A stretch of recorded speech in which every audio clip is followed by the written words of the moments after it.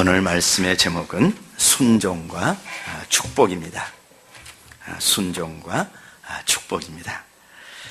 솔직히 우리 육의 소욕은, 육의 바람은 무엇입니까? 순종 없이 축복만 있으면 좋겠죠. 그러죠. 순종 없이 아무렇게나 살아도 그냥 막 축복해 주시면 좋겠죠. 부자가 되고 그냥 하는 일마다 잘 되고 그리고 정말 행복할 수 있으면 좋겠죠. 그런데 진리는 그렇지 않습니다. 진리는 반드시 순종 뒤에 축복이 따라오게 되어 있습니다. 축복을 위해서 순종하는 것이 아니라 정말 순종하면은 축복이 따라오게 되어 있습니다. 이것이 하나님의 진리입니다. 사실은 세상에서도 정말 바른 길은 그 길입니다. 의롭게 사는 자에게 정말 좋은 것이 따라와야 그게 정말 옳은 것입니다. 옳은 것입니다. 그릇되게 살아가는데, 아무렇게나 살아가는데 거기에 축복이 따라온다고 하면은 그것은 정말 크게 잘못된 삶인 것을 우리는 냉정한 이성적인 그런 어떤 논리를 가지고도 그것을 알 수 있는 겁니다. 그러나 사람은 타협할 수 있습니다. 세상은 타협할 수 있습니다. 그런데 하나님은, 하나님의 말씀과 하나님은 바로 순종과 축복의 이 원리에 대해서 타협하지 않습니다. 불순종하는데 하나님의 축복은 따라오지 않습니다. 불순종하는데 하나님의 축복은 따라오지 않습니다. 순종하지 않는데 하나님의 축복은 따라오지 않습니다. 여기에 하나님은 타협하지 않습니다. 하나님의 말씀도 타협하지 않습니다. 이것이 진리입니다. 진리는 타협될 수 없는 것입니다. 타협될 수 없는 것입니다. 그래서 오늘 말씀은 두 가지 진리가 아주 분명하게 우리에게 제시되고 있는데, 너희가 즐겨 순종하면 땅에 아름다운 소산을 먹을 것이요. 아름다운 소산은, 이 소산은 정말 기름진 음식이에요. 우리에게 건강에 정말 맛있을 뿐만 아니라 우리를 건강하게 하는 그 기름진 음식, 오늘날로 말하면 웰빙 식품이에요. 그것이 부족함이 없이 우리가 먹고 마시며 건강하게 사는 그런 축복을 지금 말해주고 있습니다. 그리고 이 말씀은 아름다운 소산을 조금 확대 해석하면은, 이제 조금 확장시켜가면은 이 땅에서의 정말 행복한 삶, 이 땅에서의 정말 행복한 삶, 이 땅에서 우리가 가장 행복하게 살 수 있는 그 축복을 담고 있는 것입니다. 축복을 다 포용하고 있는 것입니다. 이 아름다운 소산은 이 땅에 우리가 육체를 가지고 살아가는 동안에 우리에게 필요한 모든 좋은 것을 우리에게 다 약속하여 주신 것입니다. 그 좋은 것이 무엇인지 시편 말씀은 잘 말해주고 있죠. 그 시편 말씀이 103편 말씀인데 한번 제가 찾아서 읽어드리겠습니다.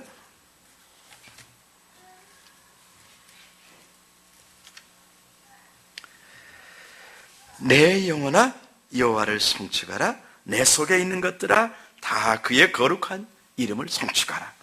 내 영혼아 여호와를 송축하며 그의 모든 은택을 잊지 말지어다.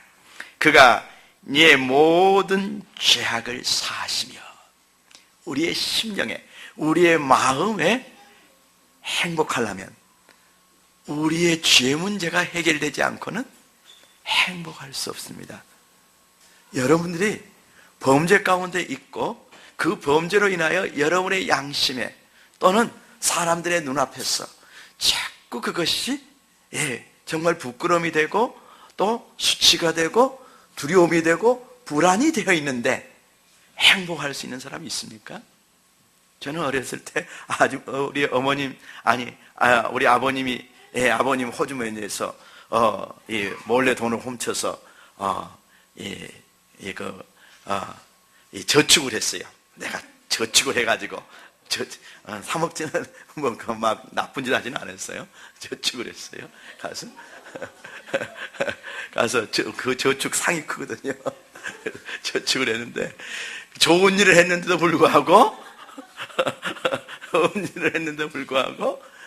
이게 같이 아버지하고 밥을 못 먹는 거예요. 그냥 내 속이 막 캥기는 거야. 아버지가 알면 어쩔까, 아버지가 아시면 어쩔까 하고 그냥 괜히 막 그러는 거예요. 그러니까 그 어린 마음에 행복할 수가 없어요.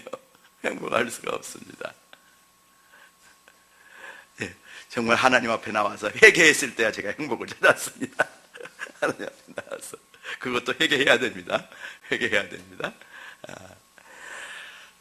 정말 죄 사함의 은혜 없이 우리가 행복할 수는 없습니다. 이게 우리의 우리 마음의 정서적인 행복입니다. 이 행복하지 않으면, 이 정서적인 행복을 갖지 못하면요, 세상에서 아무리 좋은 것이 있어도 행복할 수 없습니다. 아무리 좋은 것도. 저는 아주 돈 많은 부자분들을 많이 만났습니다. 많이 만났는데 그 속에 죄가 있을 때 행복할 수 없는 그들의 현실을 많이 보았습니다. 뭐 어떤 사람은 무등산만큼 돈을 나는 많이 벌었습니다. 얼마나 벌어야 무등산같이 번지는 모르겠지만은 하여튼 그렇게 벌었다고 내한테 자랑하는 사람이 있어요. 그런데 그 사람 속에 하나님 앞에 정당한 방법으로 이렇게 치부하는 게 아니라 잘못된 방법으로 치부하고, 그로 인한 정말 그 죄책감과 부끄러움과 수치와, 그리고 그 결과에 쓴 열매를 맛보고 있는 그분의 그 삶을 보면서 얼마나 그게 불행한지, 얼마나 불행한지 행복을 할 수가 없어요. 그리고 또 한 분은 아주 좋은 예식장은, 대한민국의 좋은 예식장은 다 가지고 있어. 좋은 예식장 다 가지고 나죠. 뭐 광주에도 있고, 뭐 서울에도 몇 개 있고, 뭐 대전에도 있고, 뭐 아주 그런 예식장 부자예요. 예식장 부자. 근데 그 속에 죄가 있을 때, 그 죄가 있을 때 얼마나 고통하면서 온 대한민국의 이 산천을 떠돌면서 방황하는 것인지 그 모습을 보았습니다. 얼마나 그냥 어디 가서 죽을까, 그 방황하는 것이 다른 거 아니에요. 죽을 자리 찾아서 방황하는 거예요. 죽을 자리 찾아서. 돈이 행복하게 해줄 수 없다는 것, 너무도 우리가 잘 알 수 있는 것입니다. 아무리 큰 권세의 자리에 있어도, 아무리 좋은 권세의 자리, 아무리 많은 돈, 아무리 좋은 집, 아무리 좋은 차를 가지고 있어도 우리가 범죄했을 때 행복할 수 없다는 것, 우리 분명하게 깨달아야 되는 것입니다. 아멘? 예. 그래서 하나님께서는 우리에게 그가 내 모든 죄악을 사하시며, 이런 축복을 우리에게 주시는 분이십니다. 그리고 네 모든 병을 고치시며, 우리의 모든 병을 고치시며. 여러분들 마음에 상처와 아픔들이 있을 때 얼마나 괴롭습니까? 육체에 병이 있을 때 얼마나 고통스럽습니까? 저도 나이가 먹을수록 아픈 것이 싫더라고요. 아픈 것에 대해서 둔하게 돼요. 어디서 찍혔나? 그런데 상처가 하나 있어. 그런데 또 어디 이 아픔이 또 느껴지면 너무너무 싫어. 너무너무 고통스러워. 또 이 주사바늘 들어오는 것도 저기서부터 아프더라고요. 저기서부터 아파. 저기서부터 가지고 오면 아파. 나이 먹으면 아픈 것이 싫어요. 아픈 것이 싫어. 마음 아픈 것도 싫고, 육체 아픈 것도 싫고. 그리고 조그마한, 나이가 먹으니까요, 조그마한 상처 주는 말도 너무 아프게 느껴져. 너무 아프게 느껴져. 조그마한 서운한 말도 너무 아프게 느껴져요. 그러니까 여러분들, 젊은 사람들, 어머니 아버지 심정을 알아야 돼요. 어머니 아버지 이런 말에도 어찌 저렇게 그냥 눈물을 찍찍 짜고 계실까? 이렇게 생각하면 안 돼요. 다 이 마음이 이제 약해질 대로 약해져가지고 조그마한 위로의 말을 해줘도 그냥 너무 고마워가지고 눈물을 줄줄 흘리시고 또 조그마한 서운한 말 가지고도 그냥 지옥으로 떨어져서 그냥 풀이 팍 죽어 계시고, 이것이 우리 부모님들의, 나이 많은 부모님들의 그 모습이에요. 마음들이 다 만신창이가 돼가지고 정말 그 조그마한 말 한마디에도 그렇게 깊은 상처를 입기도 하고, 또 조그마한 말 한마디에도 그렇게 큰 위로를 받기도 하고, 이것이 우리 나이 먹을수록 그렇게 돼가는 것입니다. 지금은 잘 몰라요, 여러분들. 그러나 이제 나이 먹어보면 압니다. 나이 먹으면 안 돼. 우리 에스라는 지금 이 말이 무슨 말인고 그래. 나쁜 말을 들어도 한 귀로 듣고 한 귀로 흐르고, 좋은 말을 들어도 한 귀로 듣고 한 귀로 흐르고, 마음이 건강하다는 얘기. 마음이 건강하다는 얘기. 어떤 면에서는 좀 둔한 것 같지만은 건강하다는 얘기예요. 그래서 마음 아픈 것도 싫어요. 마음 아픈 것도 싫어요. 마음 아픈 것도 싫어요. 알겠어요? 마음 아픈 것도 싫어요. 그래서 아픈 것은 마음이 아픈 것이든 육체가 아픈 것이든 싫어. 그것이 우리의 모습, 우리 인간의 모습이에요. 그러니까 아픈 것을 가지고 우리가 행복할 수 있겠습니까? 행복할 수 없습니다. 그래서 하나님께서 어쩝니까? 모든 병을 고치시며, 이 시간 이곳에 나와 계신 여러분의 모든 병을 고치시는 분이 하나님이십니다. 아멘. 모든 병 얼마나 좋습니까? 그러죠? 우리 의사들은 이 병은 고치고 이 병은 못 고치고, 이 정도 병은 고치고 저 정도 병은 못 고치고, 이게 한계가 너무 뚜렷합니다. 의사들은. 그래서 현대의학은 그렇습니다. 그런데 우리 하나님은 모든 병을 고치시며 그랬습니다. 아무리 심한 병이든, 아무리 죽을 병이든, 알겠죠? 아무리 눈에 안 보이는 마음의 병이든, 발끝까지. 우리 교회 어떤 자매 보니까 티눈까지 고쳐주셨다. 티눈 고쳐졌다고 간증한 사람도 있어요. 티눈도 고쳐주시는 예수님이십니다. 아멘. 아무리 심한 정신병도, 아무리 육체적인 불치병도 하나님께서 다 고쳐주신 겁니다. 내 모든 병을 고치시며, 아멘. 내 생명을 파멸해서 성량하시고, 파멸은, 생명이 파멸한다는 무엇을 말합니까? 죽음을 의미합니다. 알겠습니까? 죽음을 의미합니다. 원수들의 내 생명을 멸하려는 원수들의 그 모든 속임수, 모든 그런 어떤 음모, 그리고 원수들이 모르게 파놓은 그런 웅덩이, 원수들이 몰래 나를 잡으려고 딱 마련해놓은 올무, 덫. 거기에 걸려들면 나는 완전히 가버리는 거예요. 내 인생은 완전히 이제 끝나버리는 거예요. 그런데 하나님께서 어찌입니까? 내 생명을 파멸시키는 모든 그런 원수들의 덫으로부터, 그 올무로부터, 그 모든 음모로부터 우리를 다 속량하셨다. 다 우리를 구원해 주셨다라고 말씀하고 있는 것입니다. 아멘. 그리고 5절에 보십시오. 좋은 것으로 내 소원을 만족케 하사 내 청춘을 독수리같이 새롭게 하시는도다. 좋은 것으로 내 소원을 만족하시는, 우리에게 가장 유익한 것으로, 우리에게 가장 좋은 것으로 우리의 소원을 만족해 주시는 분이십니다. 아멘. 우리는 이것을 꼭 믿어야 됩니다. 자, 어느 때 믿어야 되겠습니까? 좋은 것이 그냥 우리의 삶 속에 들어올 때 믿어야 되겠습니까? 언제 믿어야 되겠습니까?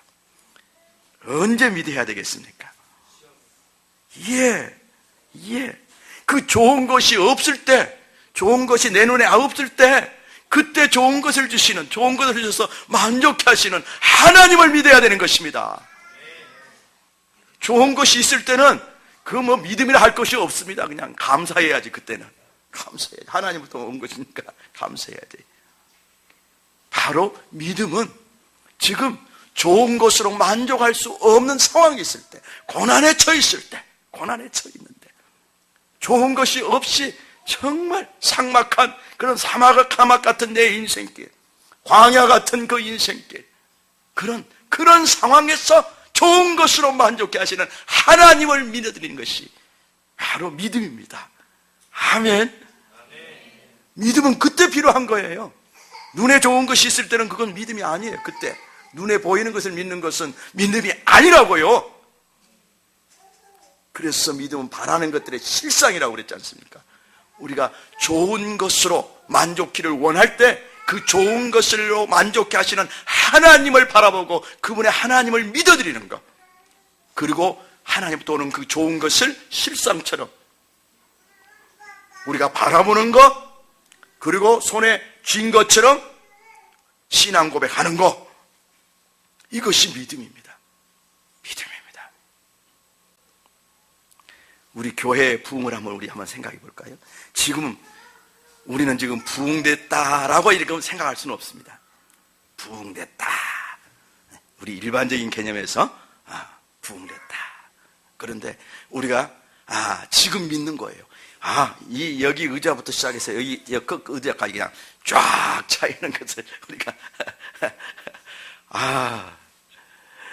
이렇게 성도들을 많이 주셔서 아주 아름답고 믿음 좋은 성도들을 많이 주셔서 이 자리를 가득 채울 하나님, 그래서 만족해 하실, 우리를 만족해 하실, 여기에 앉아있는 여러분을 만족해 하실 하나님을 우리가 믿어드리는 거예요. 바라보면서 믿어드리는 거예요. 이것이 믿는 거예요. 다 앉아있는 것을 보고 믿는 것은 믿음이 아니라니까요. 알겠습니까?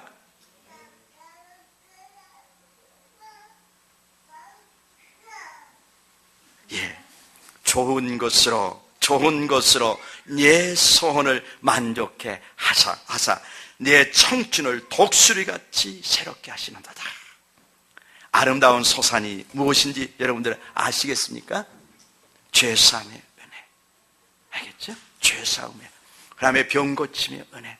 이 병고침의 은혜는 여러분이 갖고 있는 인생 문제의 모든 해결이 또 다 들어있어요. 여러분이 갖고 있는 모든 인생 문제를 해결해 주시는 은혜. 알겠죠? 그리고 여러분의 원수의 손아귀에서 여러분의 생명을 생명사개처럼 지키시고 보호하시는 은혜. 보호하시는 은혜. 그리고 이 좋은 것으로 여러분을 만족해 하시는 은혜. 알겠죠? 아멘. 이게 아름다운 소산이신 겁니다. 이 소산인 겁니다.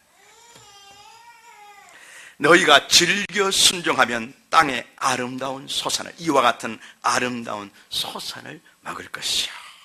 그래서 그러면 우리가 언제 순종해야 되겠습니까? 좋을 때 순종해야 되겠습니까? 우리가 사막 같은 인생길을 가고 있을 때 순종해야 되는 거예요. 알겠죠?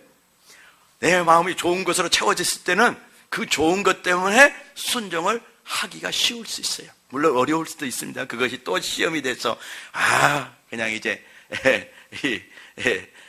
그렇게 어려울 때는, 그렇게 사막 같을 때는 그냥 하나님께 은혜 달라고 막 새벽 기도도 하고 그냥 예배 중심으로 살았던 사람이 이제 조금씩 하나님이 다 응답해 주시고 편안하게 해주시니까 이제 조금씩 배가 이렇게 따뜻해지면서 배가 나오고, 그러면서 이제 내 중심 쪽으로 가는 거예요. 또 그래서 예배도 한 번, 두 번 빠지기 시작하고, 알겠습니까? 하나님, 이거 하나님, 눈에 보이는 것만 갖고도 제가 살겠네요. 이제 하나님, 당신 별로 재미없습니다. 제 사는 거 간섭하지 마십시오. 이렇게 이제 시험에 들어서 하나님을 떠나가는 사람들도 있습니다. 요 시험까지, 고난의 때도 시험에 들지 아니하고 믿음을 지킬 수 있는 사람, 또 정말 축복의 때도 시험에 들지 아니하고 믿음을 지키는 사람, 이게 전천후 믿음의 사람입니다. 알겠죠?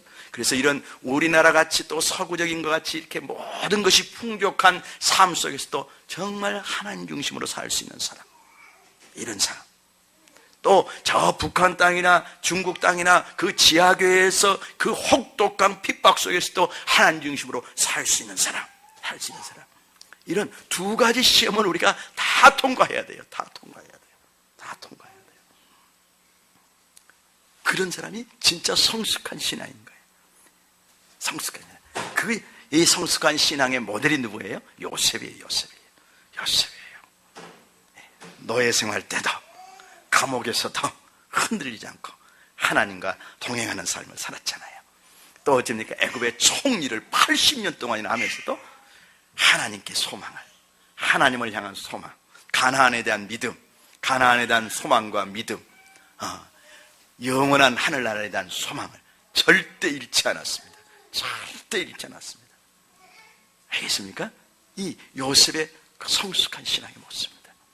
우리 CLF 성도들은, 우리 주사랑 선교 성도님들은 모두가 다 이와 같이 성숙한 신앙 갖기를 주의 이름으로 축원합니다.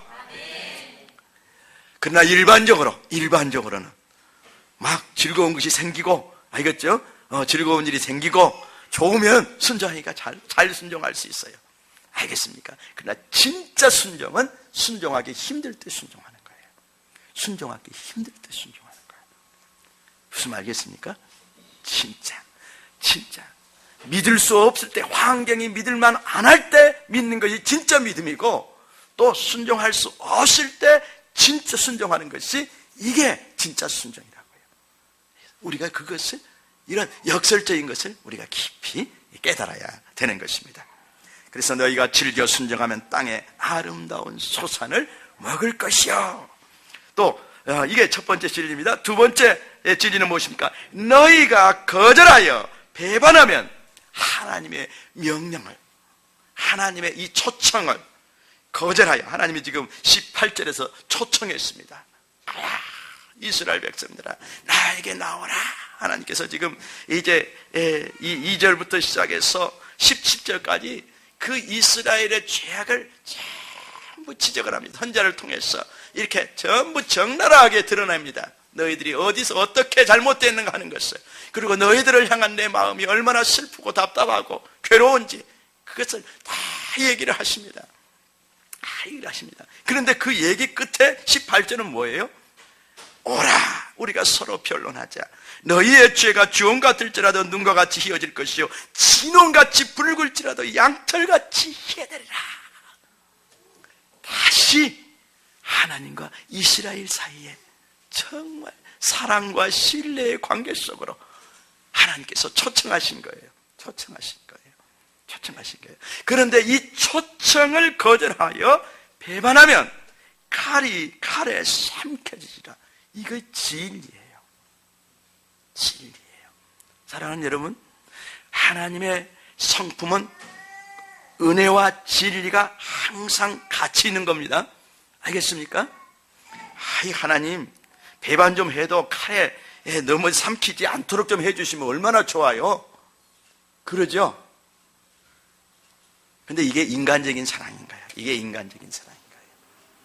알겠죠? 이게 인간적인 사랑인 거예요. 하나님은 이런 인간이 아니에요. 우리와 같은 이런 인간이 아니에요. 하나님은 진리세요. 그분은 거룩하신 분이에요. 그래서 어쩝니까? 반드시 하나님의 초청을 거절하고 배반하면 칼에 삼켜지는 것이 바로 그대로 이루어지는 거예요. 이게 진리예요. 그래서 우리가 이 진리 앞에 두렵고 떨림으로 무릎을 꿇는 거예요. 아직 우리가 하나님의 사랑을 깊이 모른다 할지라도,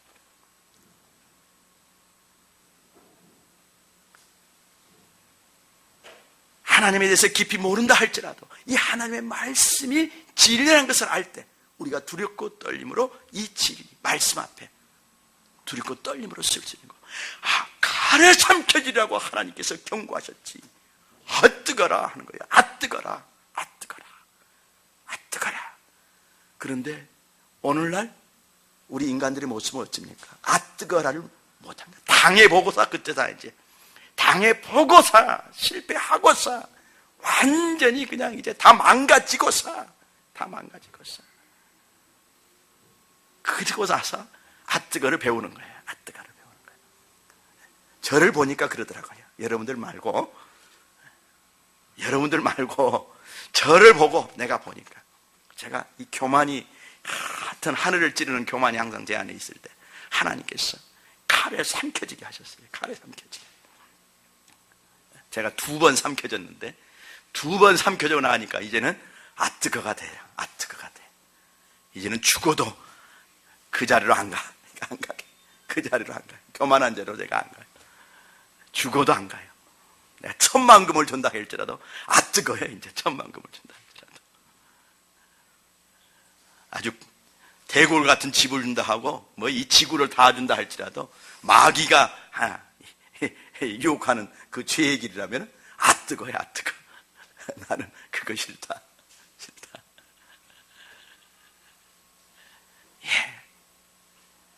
하나님의 말씀이기 때문에 여호와의 입의 말씀이라 그랬잖아요. 여호와의 입의 말씀이라는 것은 그대로 이루어진다는 것입니다. 알겠죠? 하나님의 입의 말씀은 그대로 이루어집니다. 천지를 창조하신 하나님의 말씀이 그대로 이루어진 것처럼 하나님의 입에서 나오는 모든 이제 축복과 화에 대한 말씀도 그대로 이루어지는 것입니다. 그렇기 때문에 우리는 두렵고 떨림으로 하나님을 대하고 하나님의 말씀을 대해야 되는 것입니다. 알겠죠? 근데 세상은 어쩝니까? 한번 그런가 안 그런가 한번 시험해봐. 하나님이 살아 계시냐? 하나님이 안 계실 수도 있어. 계시면 하나님이 이 죄악된 세상을 이렇게 두고 계시겠냐? 안 계시니까 그러지. 마귀가 이렇게 하나님의 존재, 하나님의 말씀에 대해서 무시하게 만들어요. 무시하게 만들어요. 이게 얼마나 두려운 일인지 모르는 거예요. 알겠죠? 진짜 이 세상에 하나님의 말씀을 두려워한다고 하면 이렇게 못 살지요. 그렇죠? 못 살죠. 이렇게 못 살죠. 그래서 우리는 20절 말씀이 정말 두렵고 떨림으로 받아야 할 진리의 말씀이라는 것, 우리가 분명히 알아야 하는 것입니다. 그럼에도 불구하고 우리가 두려워서 순종하는 것은 아니래요. 율법적으로 우리가 순종에 2가지 측면이 있을 수가 있습니다. 부정적인 측면에서 순종할 수 있는 것이, 하나님 율법적으로 순종할 수 있어요. 하나님 앞에 기쁨이 되기 위해서 정말 내가 이렇게 했으니까 하나님 나 사랑해 주세요. 나 기뻐해 주세요. 나에게 축복 주세요. 그런 율법적인 행위로 순종하는 그런 게 있습니다. 그리고 매가 무서워서, 그냥 속 마음은 딴 데가 있는데 매가 무서워서 그냥 순종하는 거예요. 순종하는, 어떻게 보면 이제 겉으로는 순종하지만 속은 안 하지. 속에서는 안 하는 거예요. 불평불만이 충천하는 거예요. 그냥. 그러나 이제 한번 이제 아주 칼에 삼켜봤으니까 두려워서 뜨거 때문에 그냥 하는 거예요.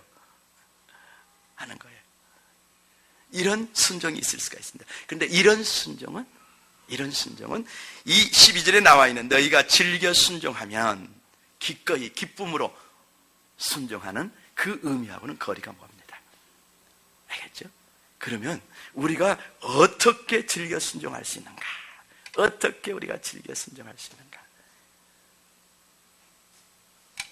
아름다운 소산 때문에 순종하는 것은 결국 율법주의로 빠지는 거예요.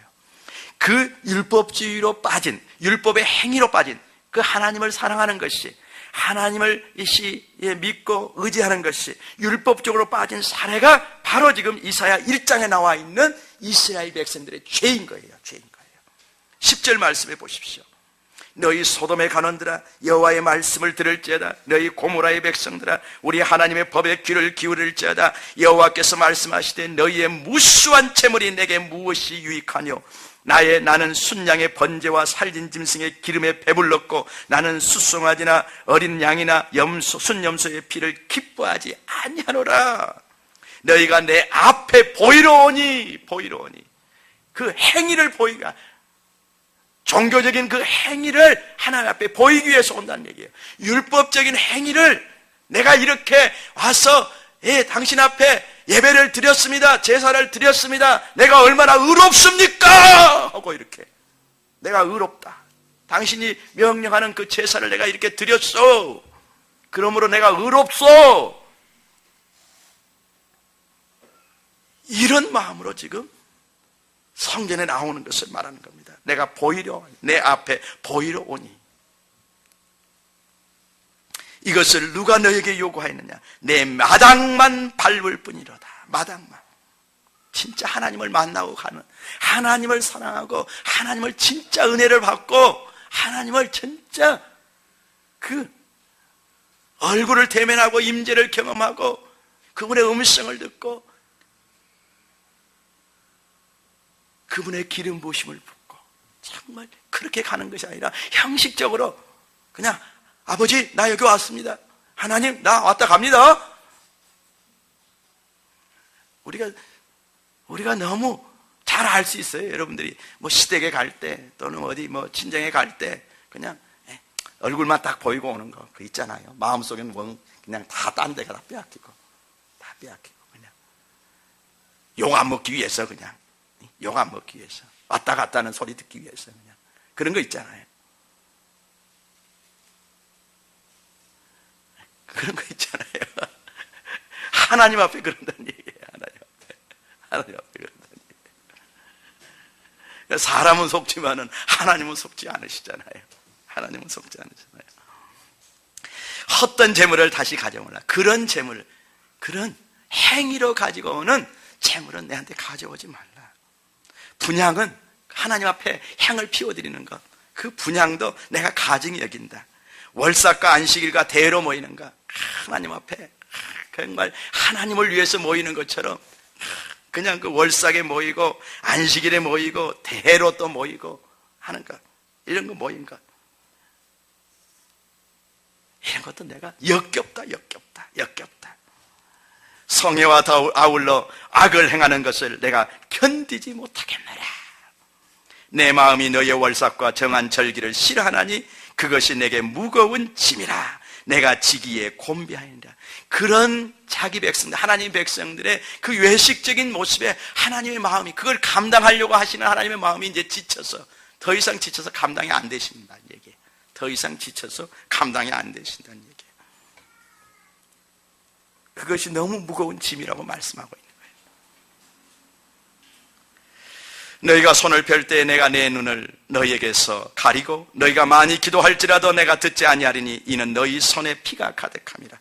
너희는 스스로 씻으며 스스로 깨끗하게 하여 내 목전에서 너희 행한 악한 행실을 버리며 행악을 그치고 선행을 배우며 정의를 구하며 학대받는 자를 도와주며 고아를 위하여 신원하며 과부를 위하여 변호하라 하셨느니라.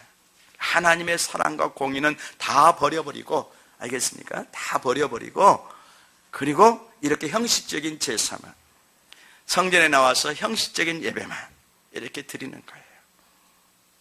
죄송하지만 오늘날 우리 한국에 있는 크리스찬들의 현주소가 이런 모습으로 살아가는 크리스찬들이 얼마나 많은지 모릅니다. 우리 CLF에는 그런 성도들이 없지만은, 알겠습니까? 없지만은 정말 이런 성도들이 얼마나 많은지 몰라요. 얼마나 많은지 몰라요. 그것이, 그런 모습이 지금 이 시대에 불신자들에게 비춰지는 그 교회의 모습인 거예요. 그런 모습이.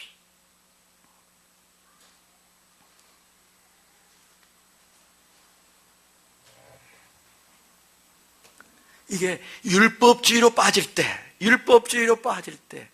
이런 예배나 하나님 앞에 드리는 모든 것들이 다 행위, 율법적인 행위가 되는 거예요. 의롭다함을 받기 위해서. 이것이 얼마나 무서운 것인지 우리는 오늘 말씀으로 알아야 되는 것입니다. 아멘. 사랑하는 여러분, 오늘 혹시라도 여러분 이곳에 왔을 때 혹시라도 이런 율법적인 마음으로 나왔다 그러면 오늘 우리 이런 거 조금이라도 1%라도 이런 것을 우리 마음속에서 허락해서는 안 돼요. 이런 것들을, 알겠죠? 이런 것들을 1%라도 우리 마음속에 허락해서는 안 되는 거예요.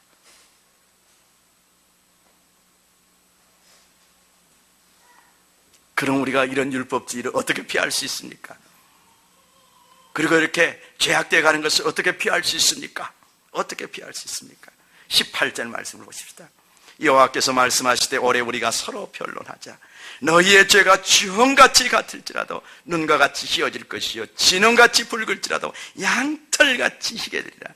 이 주홍, 진홍, 이것은 죄를 의미합니다. 씻을 수 없는, 아무리 닦아도 씻겨지지 아니하는 아주 죄로 물들어버린 모습, 죄로 물들어버린 모습을 말하는 거예요. 이 붉은 죄로 물들어져 있는 그 모습을 말하는 거예요. 이스라엘의 죄가 그랬어요. 하나님 앞에서 그렇고 사람과 사람 사이에서 죄가 그렇고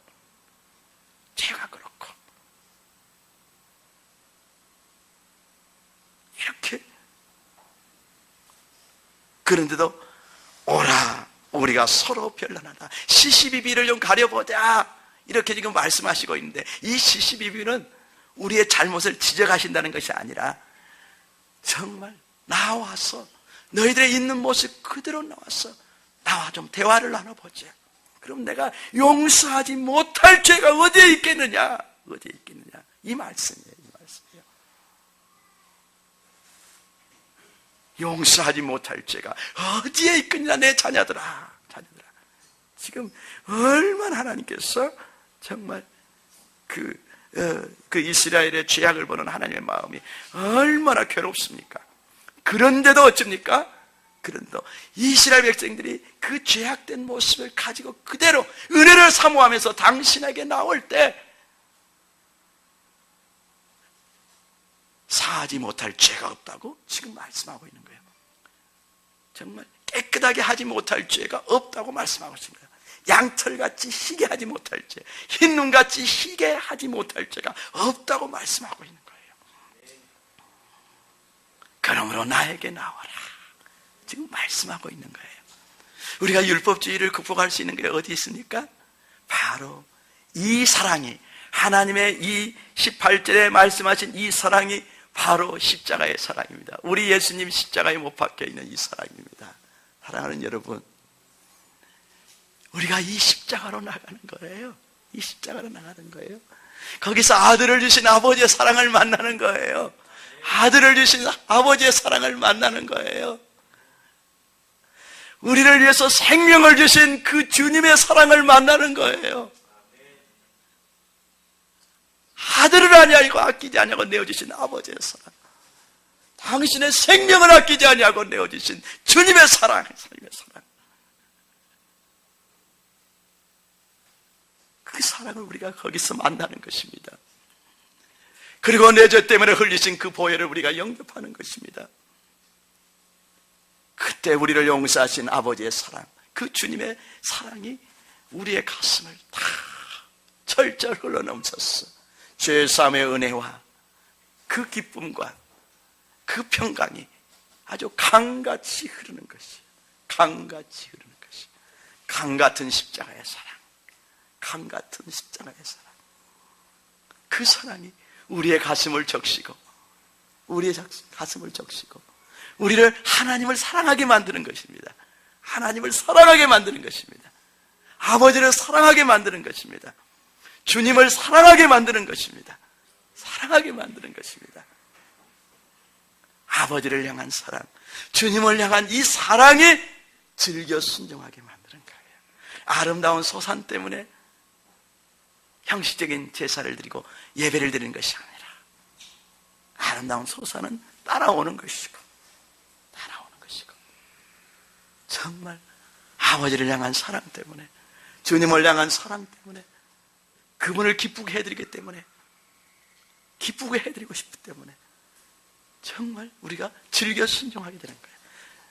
자녀들이 말 잘 듣게 하려면 어떻게 해야 됩니까? 부모를 사랑하도록 해줘야 돼요. 부모를 사랑하면 아이들이요, 정말 아빠 엄마의 말을 경청해요. 그리고 따라요. 알겠습니까? 사랑. 그래서 자녀들에게 정말 하나님의 사랑을 흘러보내야 되는 거예요. 하나님의 사랑을. 우리 속에는요, 하나님의 사랑이 없어요. 알겠죠? 우리가 예수 믿을 때 우리 안에 충만히 임재해 계신 성령 안에만 있어요. 성령님 안에. 성령님 안에 있는 사랑을 우리가 자녀들에게 풀어놓을 때 자녀들이 진짜 엄마 아빠가 나를 사랑하는구나, 의무감 때문에 우리를 키우는 것이 아니구나, 어쩔 수 없이 키우시는 것이 아니구나, 아니면 자기들 욕심 위해서 우리를 잘 키워서 자신들 욕심 채우기 위해서 키우시는 것이 아니구나.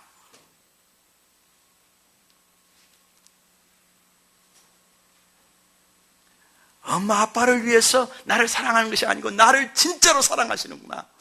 이 사랑을 자녀들이 정말 흠뻑 받고 그 사랑에 이제 정말 감동이 되고 그 사랑이 느껴져서 이제 아빠 엄마를 사랑하게 될 때 아빠 엄마가 뭐라고 말씀하든지 사랑을 따르게 순종하게 돼서 기쁨으로 순종하게 돼서 어디 좀 갔다 오라 해도 예, 공부 좀 열심히 해라, 예. 우리 부모님들이 제일 원하는 약이 무엇인지 아세요? 요즘 우리 사춘기 아이들을 둔 우리 자녀들을 둔 우리 부모님들이 제일 찾는 약이 무엇인지 아세요? 우리 애기 말 잘 듣게 하는 약만 있으면 좋겠습니다. 말 잘 듣게 하는 약이 있으면 좋겠습니다.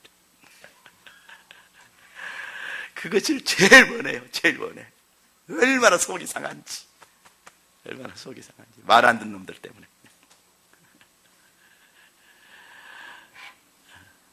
그런데 사실은 우리 인간관계 속에서도, 부모와 자녀의 관계에서도 자녀들이 부모의 말씀에 정말 순종하는, 즐거움으로 순종할 수 있는 아이들을 만드는 것은 우리가 하나님의 사랑, 우리 부모일지라도 자녀들에게 이 하나님의 사랑을 할 수 없습니다.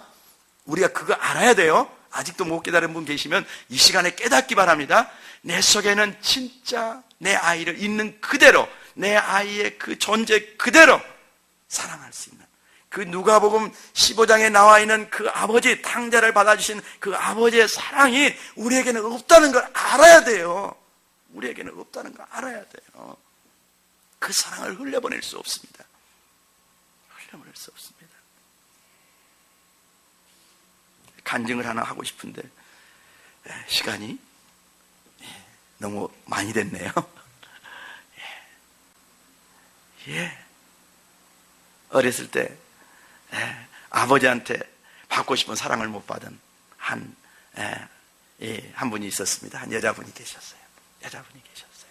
아주 유명한 분이에요. 아주 유명한 분이에요.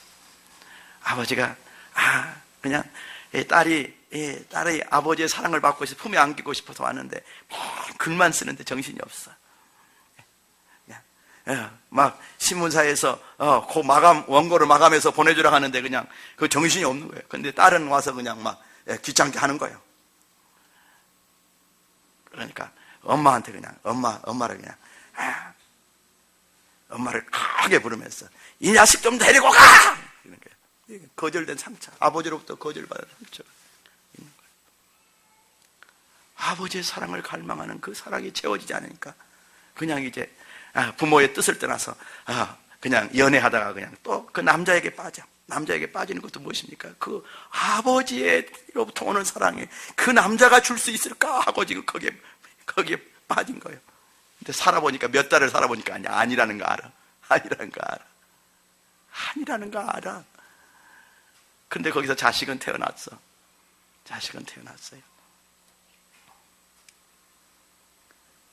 근데 문제는 그것까지도 괜찮아. 그래서 이제 이혼하고 그 자식하고 사는데 그 자식하고 자기하고 사이에 이 벽이, 뚫을 수 없는 벽이 있는 걸 느끼는 거예요.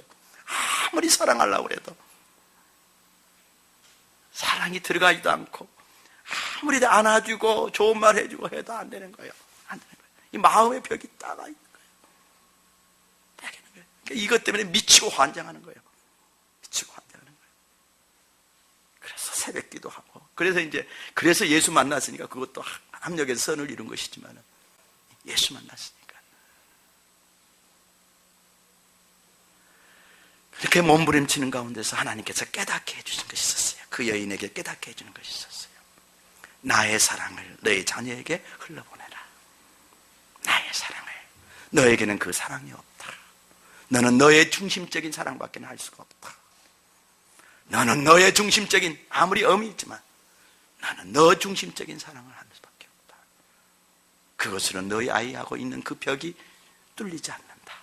내 사랑을 있는 모습, 그 아이 있는 모습 그대로를 사랑하는 그 사랑을 흘려보내라. 아이가 너에게 어떻게 대하든 간에, 어떻게 반항하고 어떻게 대하든 간에 상관없이 그렇게 대해라. 하나님이 이제 하나씩 그걸 가르쳐 주기 시작하는 거야. 그러면서 하나님의 사랑을 깨닫게 되고 하나님의 사랑을 깨닫게 되는 거예요.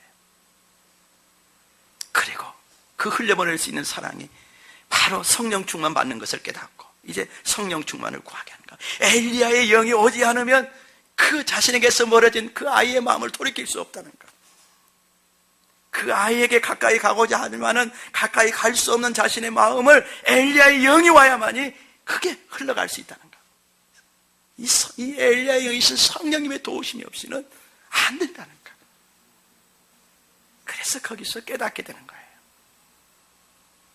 그래서 성령 충만을 구하고 그렇게 간절히 하나님 앞에 기도하는 거예요. 그러면서 그 아들과 이제 자신 안에 있는 그 벽을 허물어가는 그런 간증이 있습니다. 제가 아주 요약해서 말씀을 드렸으면 정말 처절한 싸움이에요. 처절한 싸움이에요. 나중에 다 깨달아요.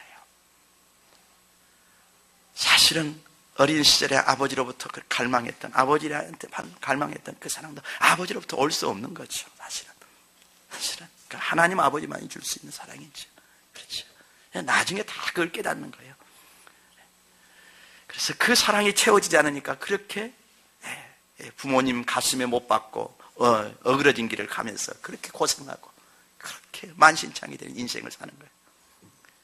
사랑하는 여러분, 우리 안에 우리 병든 모습들이 우리 안에 있기 때문에요. 이런 모습으로 내 사랑하는 자녀들까지도 이 하나님의 사랑을 흘려보낼 수 없는 거예요. 여기에 심각성이 있는 거예요.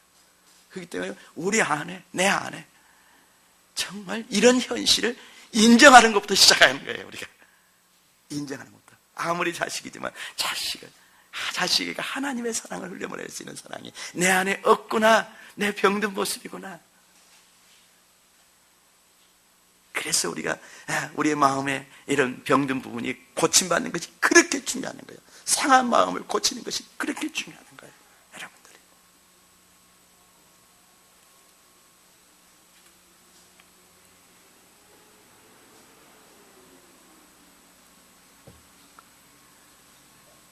사랑하는 여러분, 우리가 십자가의 사랑으로 들어갈 때 우리가 아버지를 사랑할 수 있습니다. 주님을 사랑할 수 있습니다. 그 사랑 속에 푹 빠질 때 기쁨으로 사랑할 수 있습니다. 즐거움으로 사랑할 수 있습니다. 그때 즐거움과 기쁨으로 순종할 수 있습니다. 그분이 기뻐하실 수만 있다 그러면 하나님, 나 아무렇게 돼도 대하여 아무리 힘들고 어려워도 순종할 수 있는 거예요. 내 마음이 안 돼도 알겠죠? 하나님의 말씀에 순종하기가 참 힘들어도 하나님의 뜻이 무엇인지 알기 때문에 순종할 수 있는 거예요. 즐겨 순종할 수 있는 거예요. 이게 순종이에요. 그러니까 우리 육으로는 절대 즐겨 순종할 수 없다는 거 아십시다. 알겠죠? 즐겨 순종할 수 없습니다. 그래서 우리가 십자가의 사랑 속으로 들어가야 됩니다. 정말 나의 모든 주홍 같고 진홍 같은 죄를 다 덮어주시고 하얗고 흰털같이, 양털같이, 그리고 흰눈같이 맑고 깨끗하게 계신 그 사랑 속으로, 그리고 우리 있는 모습 그대로, 내 병든 모습 그대로, 죄악된 모습 그대로를 사랑해 주신, 다 그대로를 받아주신. 알겠죠? 너 왜 그렇게 살았어? 정죄하거나 판단하지 아니하시고, 알겠죠? 그 연약한 모습, 죄 지은 모습 그대로, 그래서 내가 씻어줄게. 너의 죄는 내가 씻어줄게. 그리고 앞으로 그렇게 살지 않도록 내가 도와줄게.